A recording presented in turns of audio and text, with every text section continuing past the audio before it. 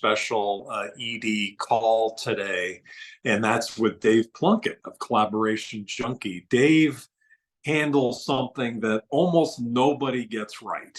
And it's actually two different aspects. One is collaboration. How do you collaborate with someone and actually make it work for the benefit of both parties? That almost never happens. And it certainly takes thought process to be able to work. And then secondly, referral partners. Oh my God, do I even need to say anything? So the good news is Dave knows both of those areas. He's an expert in human nature. He's a great knowledge of business and how it all ties together. And so Dave, thank you for taking some time today. I think you're going to probably give some presentation and then you'll be open for Q&A. How would you like to structure it?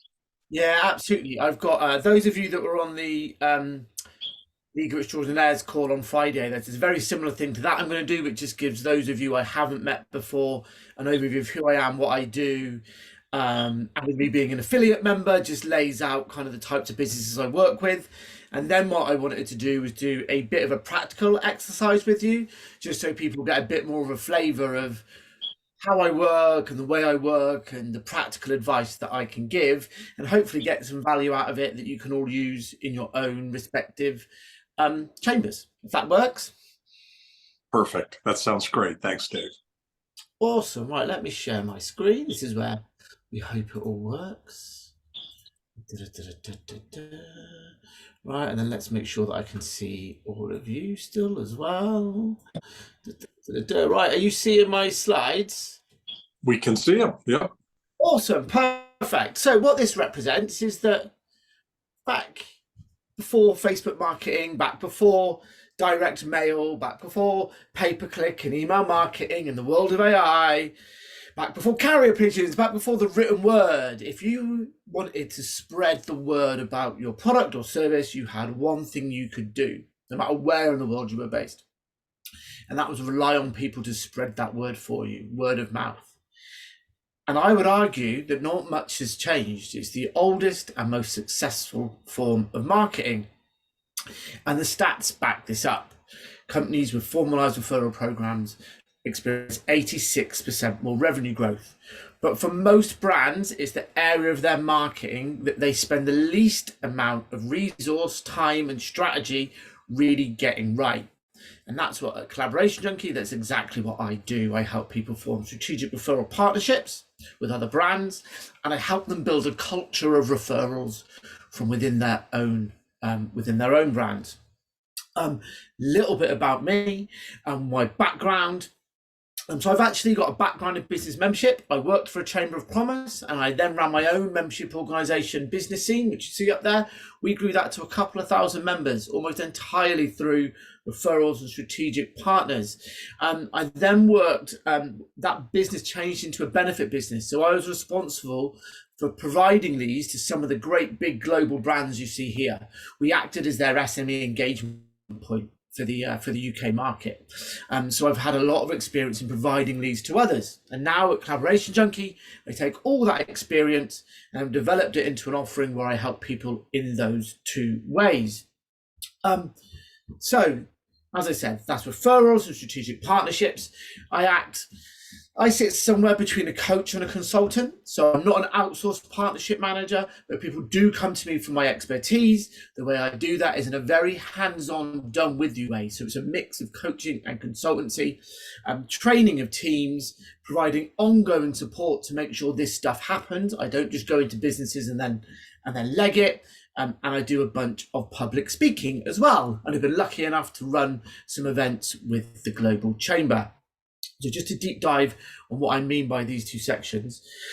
Strategic referral partnerships are where you're working with another business that you may not already know that has the capability to refer your ideal customers at the ideal time to buy on a consistent basis.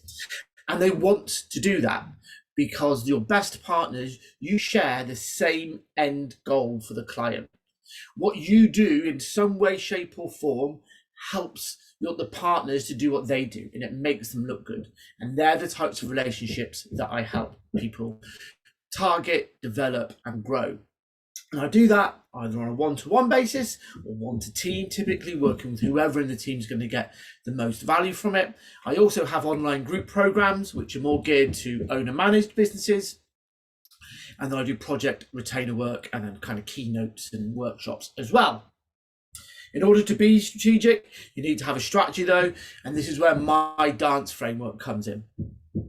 D is all around discovery, understanding who someone's ideal partners are, why they're partnering, and what their partner value proposition is. So this is the secret sauce. This is that share. This is the value that you deliver to the partner, not just their clients. A is assembly. So we look at all the systems that someone needs to both deliver a consistent level of service to their partners, but also be able to scale without breaking their business, but still keeping that high level of service. It's all about building trust with your partners. N is about nurturing. It's about developing partnership relationships. It's about looking at the transactional pieces, but then not forgetting that people buy from people. So in this digital age, let's make sure we're still developing personal relationships.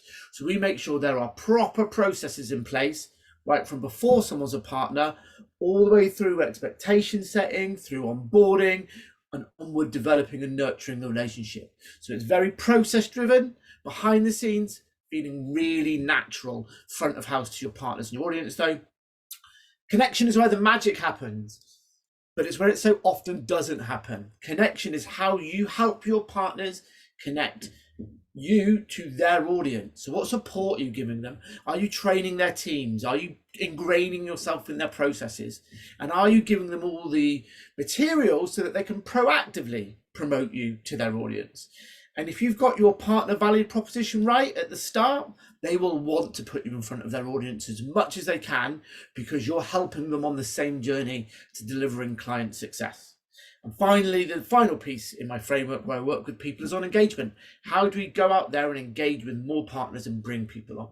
So that's the strategy that I sit down and I work with whenever I work with clients. The other side is word of mouth, introductions, referrals. So this is getting referrals from anyone and everyone, your clients, your customers, your wider audience, your network. And it's about building a culture of referrals within people's businesses so that anyone that's customer facing feels confident doing this in a really intentional but very natural way. It's not about suddenly offering everyone an Amazon voucher if they refer you. It's about understanding the psychology behind why people refer and how people refer, and making sure everyone in an organization is behind that and coming along on the journey. And it's very similar methods of delivery. It's either one-to-one, it's team training, it's group programs and ongoing support. In terms of who and how I work, this is my mother tongue and my only tongue, I'm afraid, other than being able to order a beer in many different languages. Unfortunately, referrals and partnership work is English only. That said, my hours of work for the right client are pretty broad. As you can see there, there's only about 4 hours in the middle of our night that I wouldn't be willing to work. So from 5 o'clock in the morning through to 1 o'clock in the morning, I say GMT, we're in British summertime at the moment, but at London time, I'm happy to work with clients. My specialism is in B2B, so business to business, or at least those where they're looking to work with other businesses to get to their consumer channel. And I have a real specialism with agency models. So whether that be creative agencies or whether it be anyone in that professional service space where it still comes from a font of knowledge at the top and then filtering down, is where my experience lies. It's where I do my very best work. My price points, so work can start from just under £1,500. My full partner program, working just one-on-one with a business, starts at almost £9,000 though. So the businesses need to be at a certain level of maturity to be able to afford the services.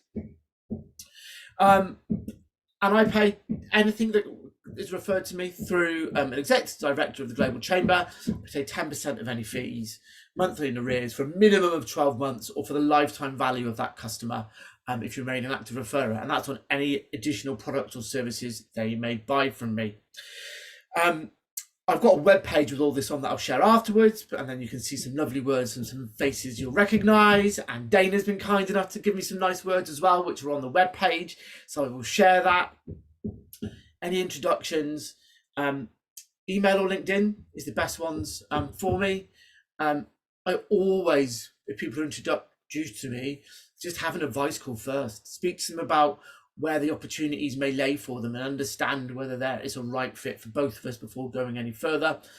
And I do monthly free workshops, so there's always a gentle route in. I'm not about hard selling people. Good signs that business is right to me is that they're either frustrated their existing partnership programs aren't working. This is a big one, because typically coming in with an outside pair of eyes, I'm able to tweak things and make that work.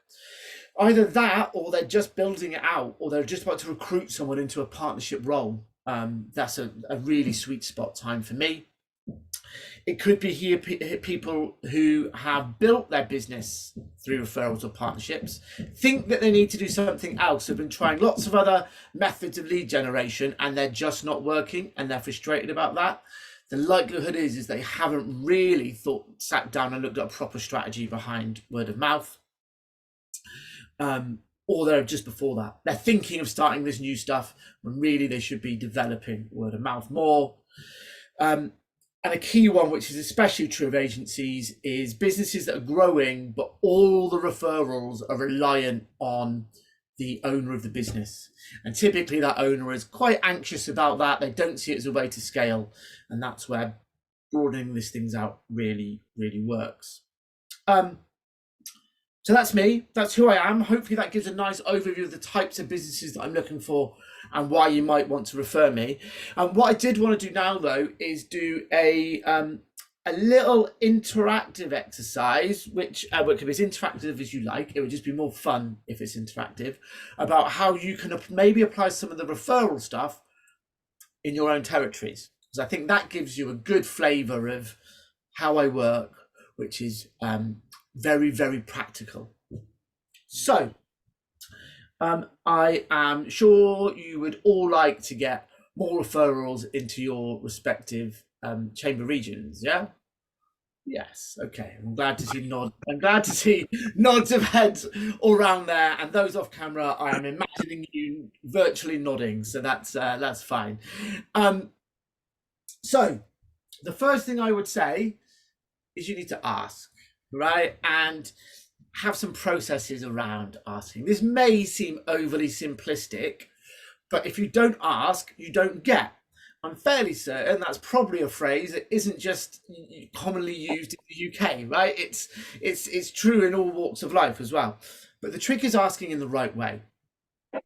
So key for me would be asking at the start of events and at the end of your events, and just putting a note somewhere. If you have a script, if you have a rundown, put that reminder in place so that at the end of your event, you're not going, oh, I forgot to ask for referrals. A really, really nice thing to do at the start of your events that's super practical but can feel really, really natural. Any guests, welcome them and publicly thank the people that referred them, that introduced them and brought them as a guest to that event. It's a way of really subtly showing that actually you're open for introductions and referrals without necessarily asking. And then in your closing statements, always worthwhile to mention about helping spread the word and bring guests to your event. Another one to do this, one of the best times to ask for referrals is I call them wow moments. So when I work with clients, I get them to map out their customer journey and look at all the moments along that journey where they get these moments where people are really elated. And I'm sure you get it as executive directors. If you're talking to your members, when people have had big wins, they're like, when they're really, really excited about their membership. One thing you could do is be a bit more proactive. You might be doing this already, but if you're not, be more proactive about asking members to share their wins, because the more people share their wins, the more value they realize they're getting from the chamber, and it just creates these moments where they'll be more open and receptive to asking for a referral. Whether you do that within events or whether you can do that when you're having meetings with members. And then another one, the final one on the asking, is after you've made connections. There is a balance here. We don't want to see manipulative, because it's the role of people as the lead in a membership organization is to connect people. So I don't think you want to do it straight away, but making a note of the people that you've been active in connecting and asking for a favor from them at some point in the future. It should feel like asking for a favor from a friend. So you want to make sure that you're not jumping on this and it feels manipulative. But those that you know you've helped out, it goes back to that wow moment. There's no harm in asking them again. We all on board with this, by the way, so far? Yeah, all good? Awesome. Now, in terms of what to ask for, being specific is really, really key, because people are busy, which means if you want them to do something outside of their remit, normal day-to-day activity, you need to make it easy for them. So this can be either the type of business, and I know, Doug, you're a big extoller of the virtues of this. So, but there's a few ways of doing this. It can either be the type of business, and what I would say, if you're mentioning this at events, being as specific as possible in terms of picking a sector. It may seem counterintuitive, but it will help. And you can change it at every one of your monthly meetups, or how often they are. Pick a sector that you're really interested in maybe growing that month or over that period, and ask for that. It might mean that you get less top of funnel results, but actually by sharpening people's minds, they're more likely to go, all right, yeah, I do know that person. The other way you can do this is triggers. So where I shared, these are the things to look out for, you can do that. If you hear people talking about these types of things, that's a really good way of being specific. If you're in a one-to-one situation with a member, take the time beforehand to just think about where their networks may be strongest, so that you can be really specific about the type of business that you're looking for. And even better, if you know you're going into a meeting or something like that, have a look at some actual connections they've got and ask for a named introduction. That's always best. And then the final piece is around making it easy. Have a really clear call to action of what you want someone to do. So whether that's an introduction to you as an executive director, or whether you just want people coming along to the event, be really clear what type of introduction you're looking for. And then offer support. So if you've got people that are willing to introduce you, but they don't quite know how to position Global Chamber, they don't know how to go about doing it, offer them some words, offer them the support to make it as easy as possible as you can. And some quick bonus tips: whenever you ask, it's got to feel natural. It shouldn't be a deep breath and now I'm going to ask you to do some sales for me. It needs to feel like you're asking a favor from a friend. And people will do this because people want to belong. There is a wonderful culture at the Global Chamber. It is a genuinely global community. I think what Doug and Cesar and all of you as executive directors have done is create this thing that people are proud to be a part of. And you can harness that. And you can harness that by mentioning that we want more good people like our members within the community. And by harnessing that power of people wanting to belong and wanting to kind of grow, people will refer. And then say thank you. Okay, so I get that culturally around the world there are different reasons why people will do different things, but it's first and foremost, say thank you. So whether that's publicly at an event for bringing a guest, or whether it's via a private email or whatever it may be, keep people in the loop about what's happening with their introductions and say thank you. And if you can do nice things for them as an extra thank you, then I would say do it. Katie's invited me along to an event before, but you could invite people. You could invite people to have an extra slot at an event. There are things that you can do to say thank you to people that will go a long way. Do all those things and you'll get more introductions. So hopefully there was some value in that, and hopefully it gives you a flavour of the types of practical, real world advice that I give when I'm working with my clients. So that's me. And if there are businesses out there, particularly agency model businesses that are struggling with word of mouth or growing a partner channel, I would love an introduction. That's me. Thank you, Dave.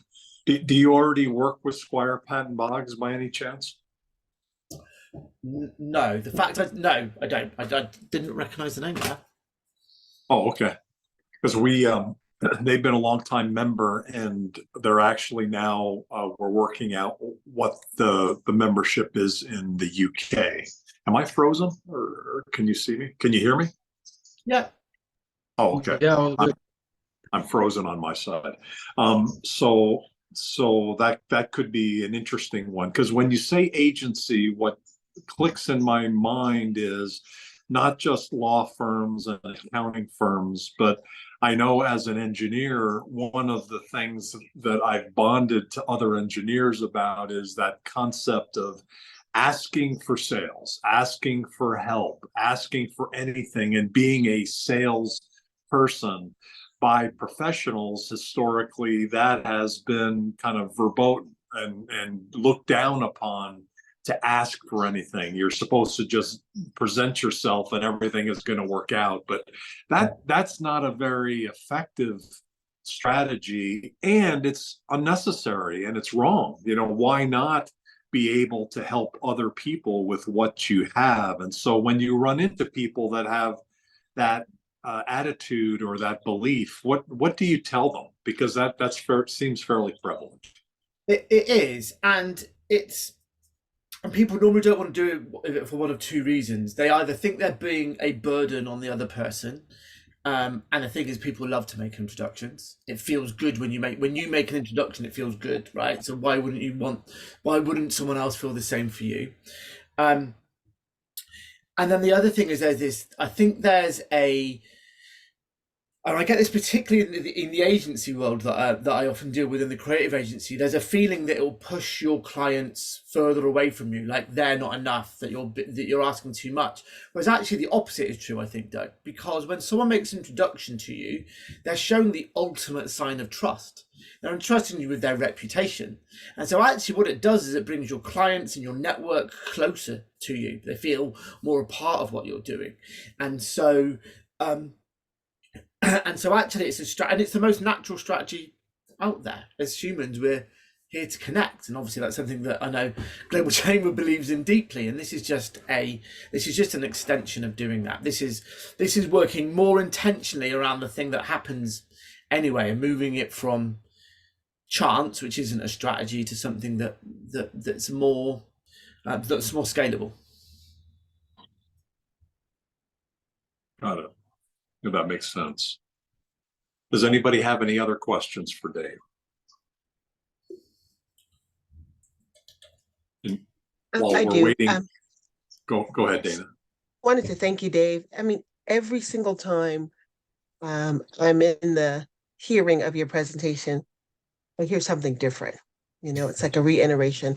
So a few things that stood out for me around the ask, along with some other things that I've learned from another local chamber here in Atlanta, is I've got to ask, and then I've also got to recognize. One particular chamber recognizes new members and they post on it. I'm going, it's a good idea. And then, of course, asking them to join. Other than individualize, I've taken from your message the importance of putting a process in place.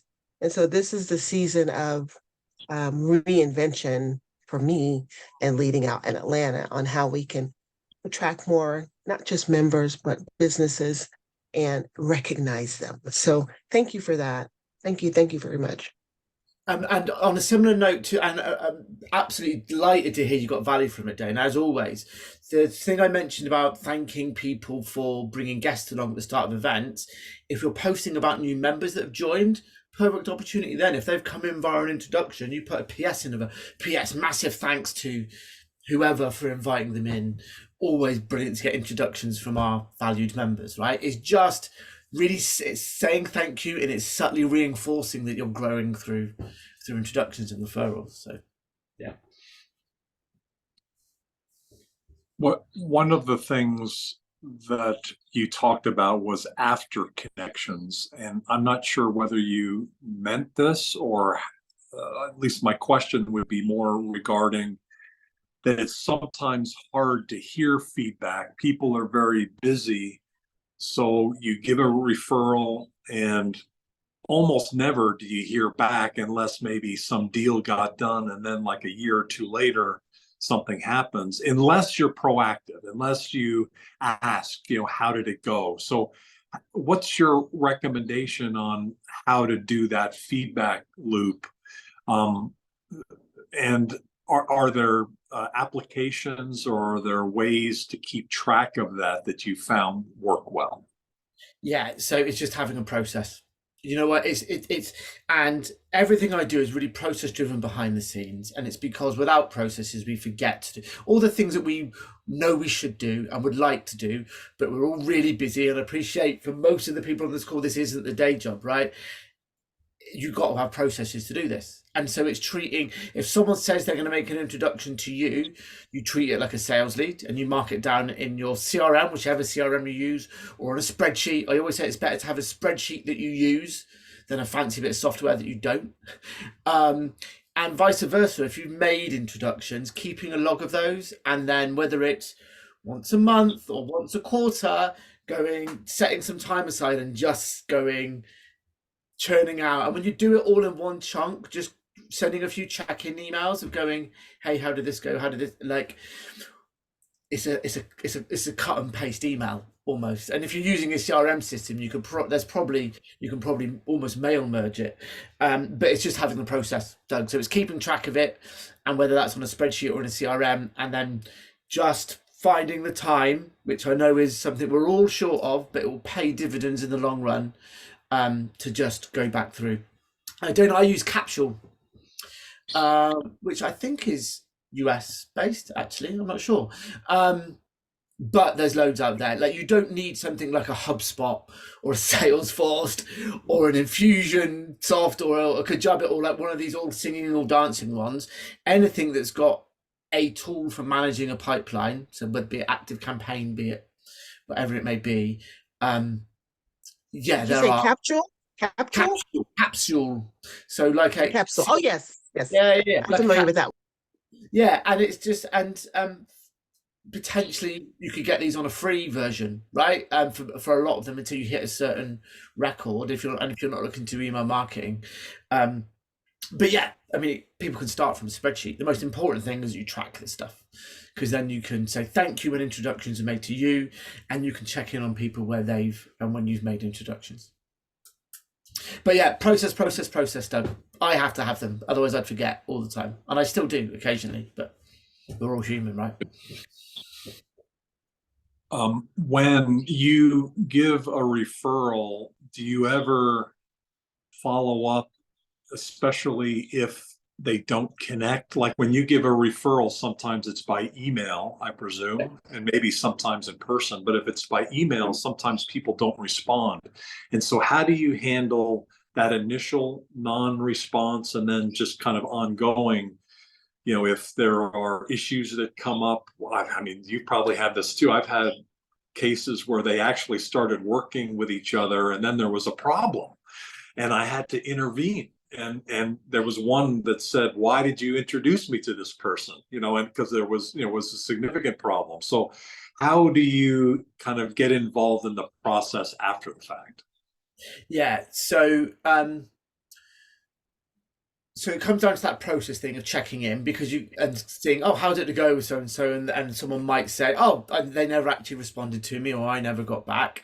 If that's the case, I'd probably make a little bit of a mental note about whichever party was non-responsive, because that's not a good sign, and I'll check in with them and see what happened. Maybe it's an honest mistake, maybe it's not.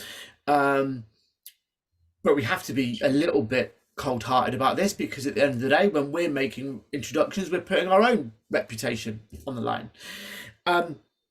In terms of when things go wrong, if someone's made an introduction to me and for whatever reason there's something that just, even if it hasn't gone wrong, it's not gone as smoothly, I'll make sure I let the person know way before they find out from the person that was referred. Because you want to be key in any relationship, I believe, Doug, is trust and honesty, right? And you don't want the person that referred you thinking that you were trying to keep something from them. And this is especially true if you've got partners. If you're working with partners that refer you consistently, then if there's any problem with a client, they need to hear it from you in a non-biased, non-judgmental way. If I've made introductions and they haven't gone well, it's not something I've had to deal with all that often. Not at a level where it's problematic. I think it's so much a case-by-case thing, Doug. Do you know what I mean? First and foremost, I think we have to make the mental note I said and make a judgment call around, was this just one of those things, or was it something more than that? And do I need to maybe change my opinion on how often I'd refer this person again? But I think it can be it can be dangerous to get too involved, because there's always going to be two sides to every story, right? And so I think it's there's too many nuances, I believe. But I think honesty is always the best policy, and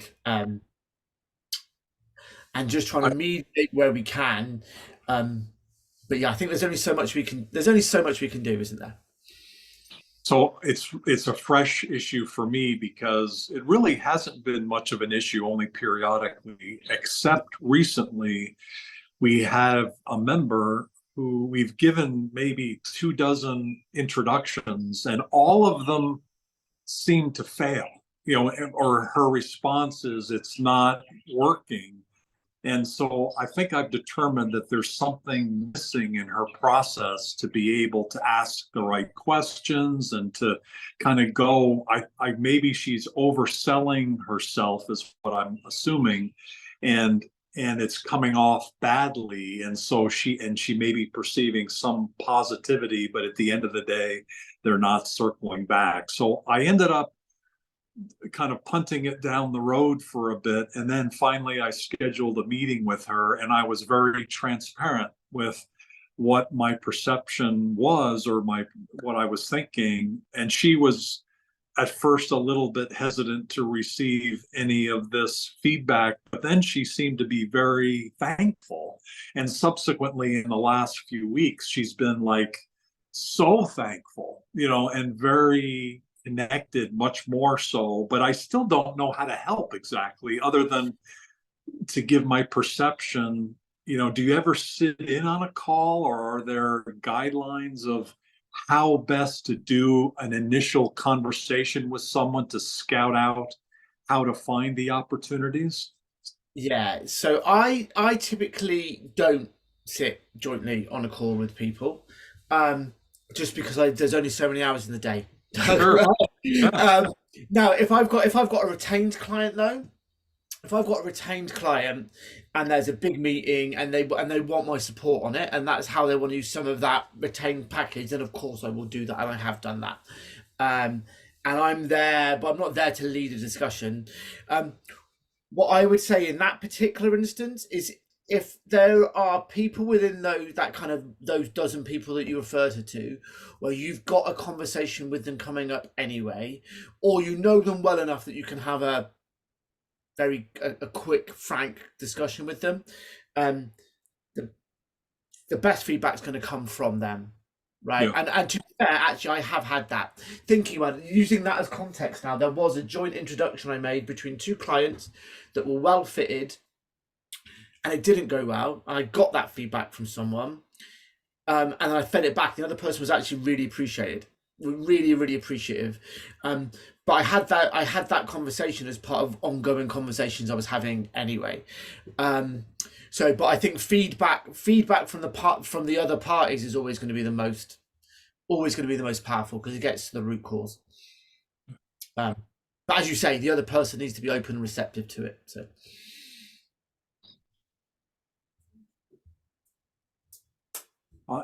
Any other questions for Dave, please? Hey, Nick, are you there? Let's see. Nick was here. Yeah, I know, Nick, yes, you've got some things coming up, and you're involved with Global Chamber Charleston and ramping that up. This is an area that you're really been experienced in as well. What's your reaction to what you're hearing today? Yeah, a lot of good information. Yeah, one of the important things I try to do is when I first meet somebody is how can I help you? You know, um, try to get all the vital informations, learn about their business, and yeah, just see how we can help them, and then then it'll come back to you, for helping them. So that actually is, I think, a question, Dave, that I'd like to ask, by start like that question, how can I help you? That's kind of a pet peeve of mine when people say that, is like, how can you help me? Well, how about asking questions that understand, what I need? It's such a broad question. And even my Yeah. wife, when I've done that to my wife, I say something like, how help me? How can I help you? She Okay. actually says, I'm not your business person. I'm your wife. It feels very cold and very broad and not very helpful to me. Again, are there questions that are better than that? And are there lead questions, Dave, that you use or suggest to open the door to opportunity? Yeah, and so sometimes I'll ask people what their challenges, or what projects they're working on at the moment, because that will help unearth a proactive recommendation of someone you can put them in touch with, which is always the response when you proactively offer a relevant introduction. It elevates that whole kind of introduction process, because it shows that you've really listened and thought, and shows the power of your network. Another one, which is very similar to the how can I help you, is who's a really good introduction for you right now, which is just a little bit more specific. Some people will still struggle with it if they've not got a really clear idea of who their avatar is. But yes, just some digging. I always say curiosity is the birthplace of opportunity, and so by digging into kind of what they're doing at the moment, often you can uncover what that next step is and how you can help them without actually asking that. Which means it seems that you're proactively offering the help, which can really work. The other thing that I would just suggest you're mindful of, Nick, the law of reciprocity is absolutely a thing, and if you do good things for people and you help them, they will be more inclined to help you, but they won't just do it. You do have to ask. We'd all like to think that we're top of everyone's mind, but we're not. People are busy, and so unless you and I've had it before where people have said, oh, I never made introductions because I didn't think you needed any business, and it's like, well, it's nice of you to say so, but yeah, always open to introduction. And so you need to do that thing of actually asking, otherwise people won't. It seems strange, but people won't do it. So you do need to. The law of reciprocity absolutely is the main thing that will help that and grease the wheels of that process. But if you don't ask, then people won't. I mean, they will, but nowhere near as the quantity or the volume as if you're a bit more intentional about it. Right. Yeah, you're not at the top of the list at the moment. You're just kind of did a little follow up, probably just touch a base on. Yeah. And it doesn't need to. They're the sayings and the fortunes in the follow up. It's not about pushy sales tactics. Right. Yeah. Checking. Yeah, I know. I do. I ask those questions too that you've said, but that came to my mind. It was just how can I help you? But yeah. It's good information. Yeah, try to get more personal with them and find out, what their projects are doing right now and what they're doing now. Yeah. Okay, thank you. Are there other tricks that you use to open the door with people? If you know them really well, they'll be more apt to share. But if you don't know them necessarily that well, asking how can I help you, or who do you want to meet right now, they might be somewhat resistant. One trick I've used is by asking them, well, what's going well, and have them talk for a little bit about what's going well, and so they're feeling positive and they feel good about themselves at that point, and then they seem to be more receptive to a question that kind of digs into an area of challenge that they have or something that they need. What's your perception of that human issue? Yeah, no, I think that's a really good one. People love talking about themselves. It's most people's favorite subjects, whether they realize and admit it or not. We all like talking about kind of what's going on in our worlds and our businesses, especially as business owners. We're proud of that. But quite often that opportunity, when you're talking about what's going well for them as well, they want more of the same. So again, it enables you to more easily unearth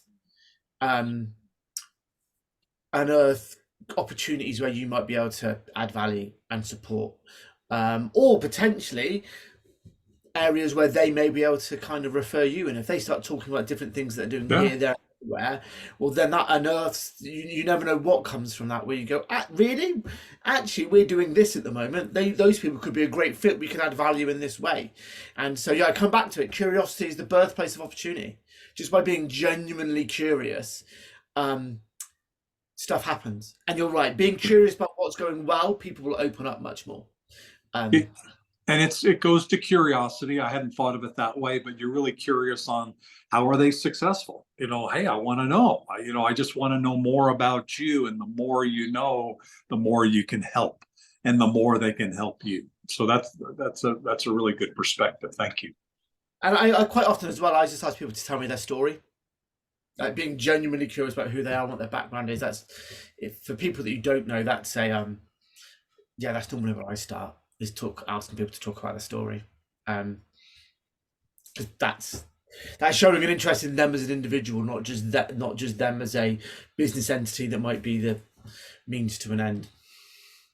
Dave, Cesar here. Just a quick question, and we need to probably wrap up very soon because we have an upcoming event. But first of all, thank you, and sorry my dog decided to right now. Thank you very much. This has been very helpful, and we're probably gonna use the tips that you share at the end. We're gonna create a different video, something short to share whatever it is and all that. But I wanted to ask you, Dave, I made you an introduction last week when you presented, for instance. What's your process after the introduction? Like, I see you reply, but I haven't seen any other, I haven't seen the reply from the other side. Do you wait certain type of, it's something in the process is like, I'm gonna wait for 5 days, or how does that work? Yeah, so I move you to you'll notice I moved you to BCC quite quickly on all of those, because otherwise your inbox gets absolutely flooded with me and another person trying to arrange a meeting. So I always think it's nice etiquette for people that are making introductions to move them out of the chain, but then keep you in the loop. So you see, I've gone back. I think I've got 2 calls booked in, 2 not.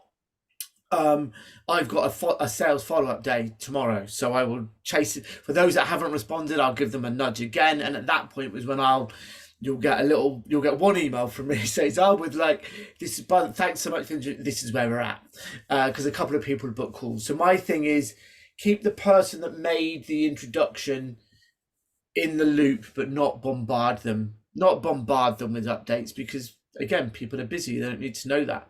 In terms of my process, when someone makes an introduction to me, I copy the person in that did it and said thanks, and I go out to the other person. I suggest we meet up. I'll chase that person another 2 times. And then on the final time, I'll leave the ball firmly in their court. I'll copy in the person that referred me so that they can see that what's happened and it's on me, and like we can only do so much, right? So yeah, my process would be to kind of follow up a couple of times. If it's depending on how close the introduction was and how personal it was, I might go back to the introducer and say, look, so and so's not got in touch with me. Do you know what's going on here? Is there anything I should be aware of? But that would depend on the level of introduction it was, if you know what I mean. So yeah. Can I say, Dave? Yeah, Chenko, go ahead. Yeah, I just wanted to add, there's something that I always had this attitude that came through somebody who explained to me a formula, SW, SW, SW, N. And that means some will, some won't, so what next? Because as an attitude, there is no formula, I think, for networking. And networking is such a thing where one needs to simply enjoy it. And also another point that I've noticed is somehow when it becomes aggressive and when it becomes very active force in terms of actively networking as against non-challengely networking. I found that non-challenge ways are much more in terms of it produces the kind of result you want, because it is the passive, not active way that networking works somehow for human relations. Because if you somehow, the other person gets it that you're doing something in order to, they back off. But if you can language it in a way that you're aligned, that you just want to make a contribution, you just normal. It's not one of the greatest things you're doing at that point. You relate to those kind of energies better, I think. What do you think, Dave, as an attitude? I completely agree. And that's why I say it's just about being a bit more intentional about what you're doing, but still being natural and coming from a place of service. That the reason we're looking for instructors is to do good work, right? The minute it becomes manipulative in any way and overly sales, it just doesn't work. So yeah, I'm completely with you on that, Shankar. But I believe there is room to be more intentional about this stuff without crossing that line, I think so. Thank you. Thanks, everybody. That's the end of the call. We're switching over to our next event. Dave, you're amazing. Thank you so much for the information. We'll get this message out to all of our team around the world, and we'll be back in touch with you. Thank you for taking the time today. No, thanks for having me. Really, really appreciate it. Thank you, Dave. Cheers. Thanks, everybody. Take care.